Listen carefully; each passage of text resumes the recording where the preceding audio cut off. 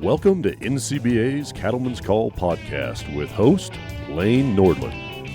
Hey everyone, welcome back to the Cattleman's Call podcast. Lane Nordland with you here today, and the podcast conversation taking place in the IMI Global Where Food Comes From booth during CattleCon 2025. It was great seeing so many people stop by and, of course, enter to win that Greeley hat that, of course, was given away as folks subscribe for the podcast during CattleCon 25. So a tip of the hat to IMI Global and Where Food Comes From, and our friends there at Greeley Hat Works as well. But hey, today I'm excited to be joined today by Gina Tran, a young cattlewoman from Florida, now in Colorado. But Gina, welcome to the podcast here today. Thank you for having me. I'm so honored to be here. So was this your first CattleCon to ever attend? I believe it's actually my fifth. Your fifth? Yes. My college was really good about sending us to different conventions to get to network with industry leaders. So I've gotten to a couple. Well, it's great to have you here today, and you're a first generation cattlewoman. Is that correct? I am. So what is it like coming to something like CattleCon and seeing so many other peers, whether they're multi-generational or first generational like yourself, and just getting to meet people? I think it's been really amazing just because, I say a lot of the time mixing tradition and bringing in something new is just a really cool thing to have. And, coming to CattleCon, you get to see a lot of that with different producers who are multi-generational ranchers and then students who have never, kind of been to this sort of thing. And so it's really nice getting to see people open up and share our story. Yeah. So, being first generation, were your parents involved in agriculture in any way? How did you get exposed to it in Florida? I was not actually. So my parents are both immigrants. They were refugees from the Vietnam War. And so they kind of had different stories, but they both ended up in Colorado. And, I love my mom, but she doesn't quite understand what I do all the time. And she kind of is like, so I went through all of that so you could be a farmer? And I'm like, that's not what this is, but yes, essentially. So they support me, but they're not quite sure what I actually do day to day. So, what was your first exposure to agriculture then? It was in FFA through high school. Okay. So I grew up in Orlando, Florida, and I was really lucky that my super urban school had an FFA chapter, and we had about an acre and a half at the back of the school to have animals and different projects back there. And so my one of my FFA advisors actually was teaching like a vet assistant course, and he kind of told us about FFA and was saying, kind of just giving us a rundown of what it was, how we could miss school to go to these contests. And I was like, sign me up. I'll miss all the schools to go to these things. So, and it kind of morphed from there to really learning about agriculture and advocating for it. Well, and that's what I love about FFA. I was an FFA nerd. I was very involved in FFA, and I think I missed like 60 or 70 days my senior year of Yes. high school Yes. just for FFA events. Mm-hmm. The sports coaches didn't like that. I wasn't very active in sports my senior year anyways, but Yes. that it is an organization for anyone to get exposed to agriculture It is. and to leadership. Mm-hmm. What were some of the classes that you took, and what were some of maybe the CDEs or LDEs that you participated in FFA? So the classes I took were mostly vet assisting classes. I did take some agri-science classes. I didn't have a whole lot of elective space in my schedule, so I really made it a priority to have at least one ag class in there. And I was kind of an FFA nerd like you. I really just dove in and did a bunch of CDEs and LDEs. Some of my favorite ones were meat judging. I did prepared public speaking. Didn't like that as much. I really like extemp. My first contest was actually creed speaking. And then, I don't know, I did a lot. Livestock judging, land judging, um, name it, I probably did it at one point or another. So what did your family and friends think of you being in FFA? It was I want to say it was a very different experience for sure. I did go to a very urban school, and there were days where when we had meetings, I'd have to wear my official dress to class and everything. Kind of, and FFA advisor kind of made it, kind of like how sports teams or like cheerleaders would wear their um, get up during the day to like really showcase their sport or whatever. And so he really wanted the same thing, and it was cool because it started up really good conversations with different students from a lot of different backgrounds. So Yeah, I totally understand where you're coming from now. Wear your official dress in class, and the one advisor we had made us wear it on the airplane when we go to like national oh convention. That's a wow, little extreme, that's a in my lot. opinion. Yeah, That corduroy is not very comfortable on no, an not at airplane all. seat. Yeah. So, what got you on the journey of wanting to stay active in the livestock business off of FFA and then go to college? What was your mindset saying, you know what? I really enjoy this, hmm and I'm coming into this, and I'm looking forward to being a part of this industry. Yeah. So, uh, like I said, at the back of our high school, we had about an acre and a half of land, and they had always shown smaller livestock there, like sheep, goats, hogs. And it wasn't until one of my FFA advisors moved there, he really, really wanted to have a steer program.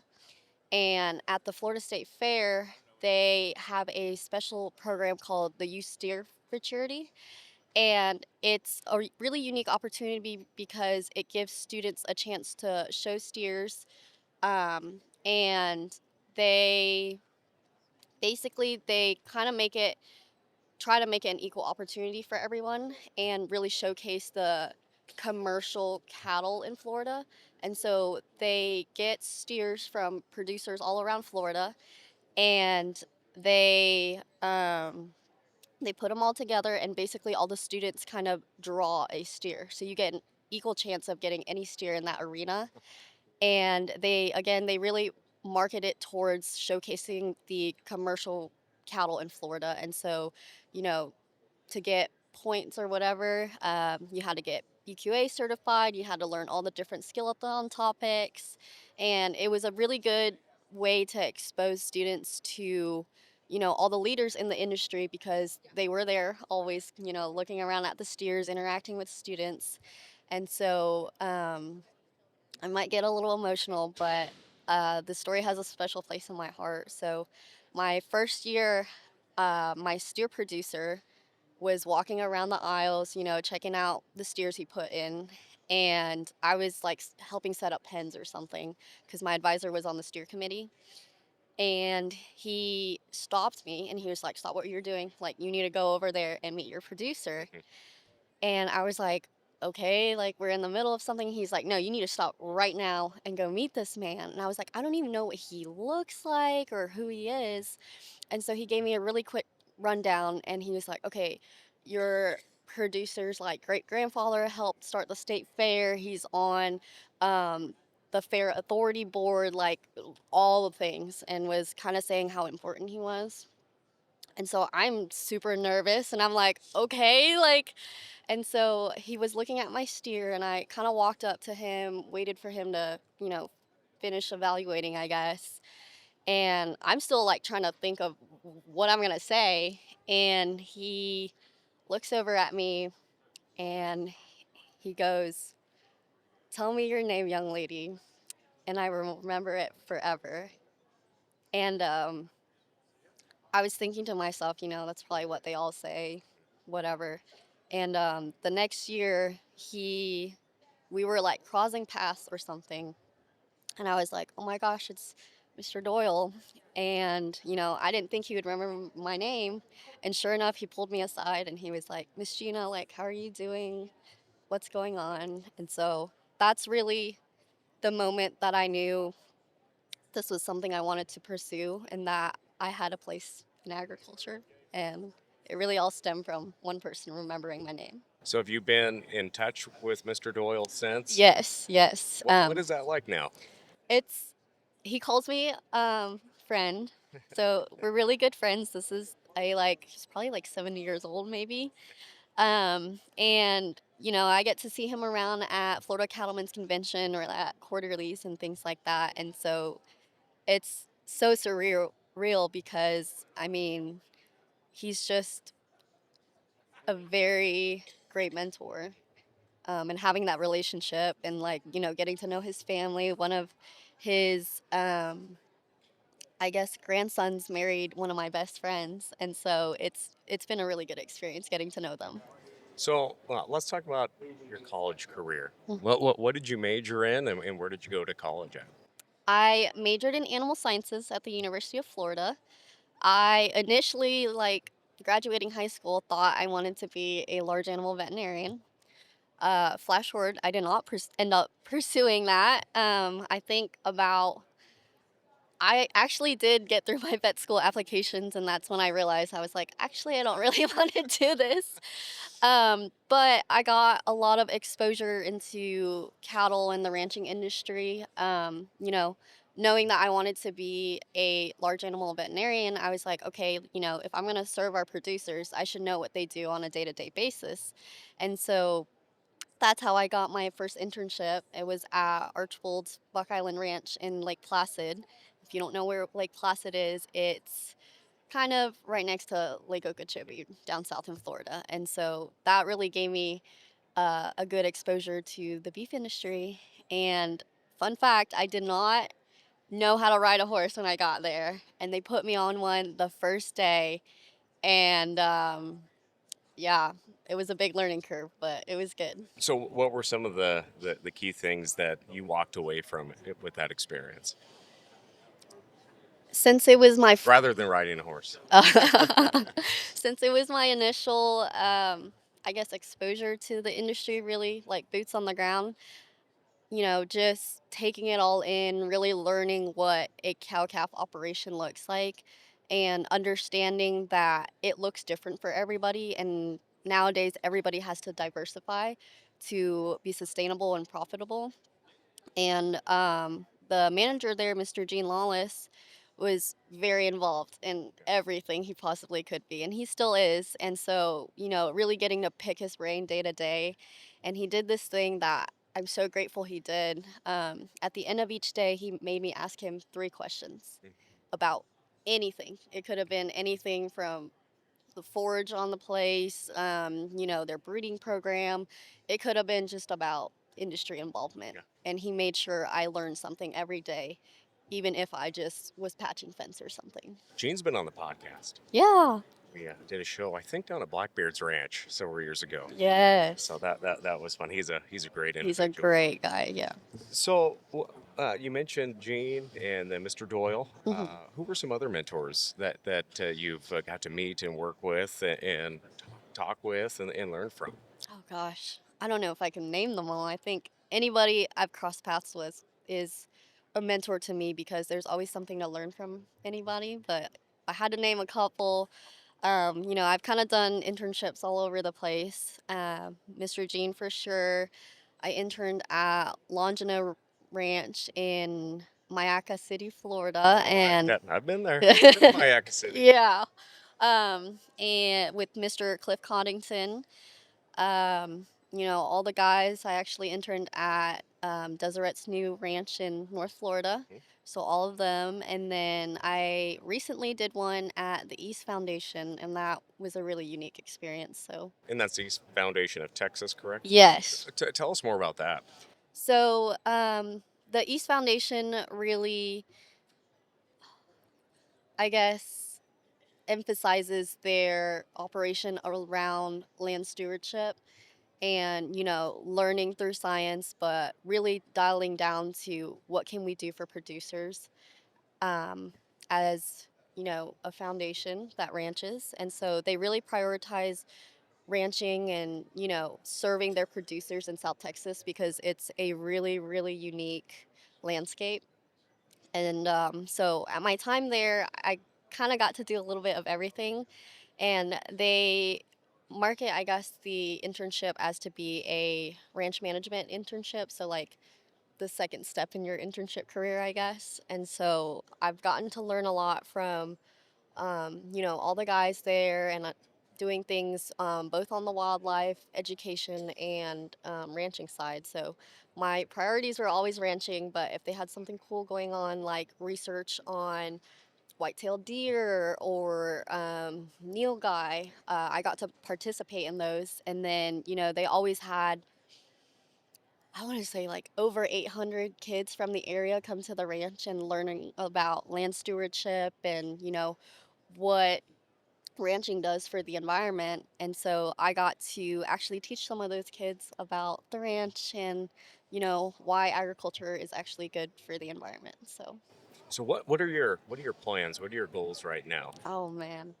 Um, I definitely always want to stay involved in the beef industry, but I think in my life I will always have a little bit of duality, and I am actually pursuing a career as a physician assistant. Okay. Um, I've always loved medicine, and I think it's a way for me to serve my community and kind of fulfill a passion of mine, but also get to do agriculture and ranching on the side and love every second of it because it's something I get to do, not something I have to do. So, We need PAs in rural communities. yes. And I guess you just have such a unique perspective of things. Being a young person in ag, going through FFA, Hmm. going to college, having all these outstanding internship opportunities. So you have a very unique perspective of being a young person in agriculture, but also being someone that has come into agriculture without the trauma of being yelled at by your dad working cattle. Yeah. All humor aside, but what are some of the key things that you've picked up on because of having that advantage of Hmm. coming in with that fresh set of eyes into livestock production? Well, thank you for your kind words. I would say, having kind of an outsider's perspective, but being able to learn about, I guess the different generational traumas, but also, I almost used that word. I almost used that word. Thank you for using it. and seeing all the tradition and all the love that these people have, I think, it gives me the ability to connect with our consumers in a really unique way. And I think, since I've first got involved until now, it's really grown up as an industry of people, understanding that we need to share our story, but also honor tradition while letting in the new generation and making sure that they have the same opportunities, if not more than past generations. And you say growing up there in Florida, Orlando, you mentioned Mayaca City. That's one of the fastest growing communities. Yes. And there's some great ranches down there. How important is it to reach those consumers, as you mentioned? Obviously, FFA is a great way to get people of all backgrounds exposed to ag, but how can cattle producers do a better job of engaging, whether they're in the fastest growing communities in the nation or they're up in Montana, where I'm from, Mm-hmm. where you think people know about agriculture and they don't, Right. and they live in a small town of 10,000? I guess what are some things that producers can do better? Because for years we've been saying you got to tell your story, but sometimes I don't think people have been taught how to tell their story correctly. Yes. What's your take on that? I think you're definitely right that people aren't exactly sure how they should share their story. And I think, a lot of the state associations have started doing trainings for our producers on, how to really get to our consumers and market both our product and our practice well. And I think, the Florida Cattlemen's started having a theme for their year every year. And Mr. Gene Lawless's was Open Gates, Open Minds. And I think that was a really, really great theme because, you can talk as much as you want, but our consumers will not fully understand and grasp things until they see it for themselves because they have a picture in their mind of what our industry looks like, what we do on a day-to-day basis. But getting to like go out there and see what you're doing, boots on the ground, like being right there alongside you, maybe put them on a horse, maybe not, maybe just take them on a ride around and really explain what you're doing on your operation, I think really opens up their minds. And, we kind of did that a bunch at the East Foundation where we'd take, different groups of people. I know NCBA came out there with a group of nutritionists and, toured them around, kind of showed them all different aspects and parts of the ranch. And I know a lot of them left saying, you know, I don't know what I thought a ranch would look like, but I didn't think it was this. And I'm so glad that, you guys took us out here and really opened up our perspectives about what it truly is like. What are some challenges that you see or maybe you've talked about with your fellow young producers out there? I think the And big, I'm a young producer too. I might be in my 30s, but I'm still young, Sarah. yeah, I think, Sarah makes fun of me for being old. you're not even old. Um, I think some things that young producers are facing nowadays is, I want to say, getting the right opportunities. There's plenty of opportunities out there to grow and learn from, and I think just guiding the right people to the right places is probably their biggest hurdle. And then, it's pretty intimidating as a young producer, rolling up to ninth, 10th generation um, people. And so, just if you're in the industry and see a young person and you see how ambitious and willing to learn they are, willing, I don't know what I'm trying to say, how willing they are to learn, just say hi and get to know them and really getting down to knowing who they are and getting them connected. Now, you also have a podcast. I What, do. what are some of the topics that you talk about? What are some of your favorite conversations? And tell us about your podcast co host. So, our podcast is Hurting Her Story. It's named Hurting Her Story. And so, a friend and I actually met her when I interned at Buck Island Ranch. Um, and, we weren't I would say we were more acquaintances when we met, and then we kind of grew to become best friends because we were facing the same challenges in our day-to-day life. Her as an assistant ranch manager, and me just as a intern, ranch hand, whatever you want to call it. And so we'd call each other day in day out and talk about these struggles and um, ways we would have to like go through it and learn to problem solve. And so we kind of stumbled upon starting a podcast. I don't think either of us thought we were going to follow through with it, but we were learning just from each other, and we thought, so many people can learn from each other, and we wanted to specifically make it towards women in ag because. Sometimes they're working right there alongside everybody. Sometimes they're working in the back. And, it's important to hear those stories just as much as everybody else. And so we kind of share success stories and stories of challenges of women all across the industry, and it's been pretty good. And what are some words of encouragement you have for someone maybe in your shoes that is stepping into their freshman curriculum and trying to figure out classes and they've heard about FFA? What would you tell a young person that isn't involved in ag? Hmm. Maybe they've been to a rodeo, maybe they've been to a cookout, maybe they've been to the fair and seen steers Hmm. in the pens. What's your words of encouragement to them? I would say to, just take it head on, be involved in it as much as you can because you really have one unique opportunity at that time to like really do that because you can't do FFA your entire life. You can definitely stay involved and support FFA and all the students and stuff, but you really only get to do it once in your life, unless you're an ag teacher, maybe. Then you're doing it all the time. But and then just learn everything you can. Even if you don't think it's something you're interested in, there's always something to learn. And if you ever get in your head, which everybody gets in their head, just know everybody's probably going through the same thing, and to be kind to yourself, but also firm. What is your biggest change from the time you maybe first met Mr. Doyle and had your steer there?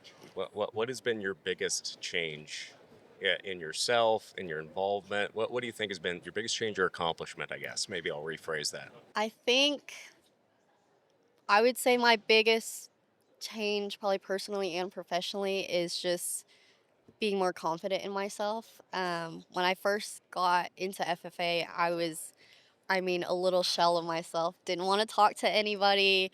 I didn't want to be in front of anything.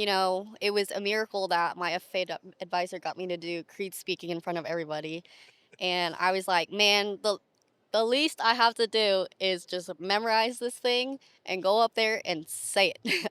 And so going from there and, hosting a podcast now and meeting different producers and, mentoring the next generation has been just a very fulfilling set of opportunities. And so I think, learning to be confident in yourself and then learning to be kinder to yourself has really been life changing for me.